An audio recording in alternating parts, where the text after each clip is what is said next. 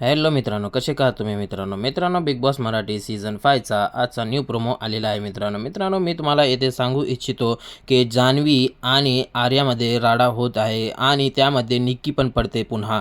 काय आहे मामला या व्हिडिओमध्ये मी तुम्हाला सविस्तर सांगणार आहे मित्रांनो. त्याआधी तुम्ही व्हिडिओवर नवीन आहात तर व्हिडिओला लाईक करा आणि चॅनलला सबस्क्राईब करा मित्रांनो होते काय की बेडरूममध्ये जेवढे पण बेड असतात त्याच्यावर जान्हवी येते आणि जान्हवी येऊन आर्या आणि याच्यामध्ये एक बोली जाते, काय तर भांडण होते. मग त्यानंतर जान्हवी आणि आर्या काय करतात, एकमेकांचे जे बेडवरले जे ब्लँकेट आहे ते फेकतात. मग त्याच्यानंतर जान्हवी म्हणते, बिग बॉस मला आता सहन होत नाही, मी याला फोडणार आहे.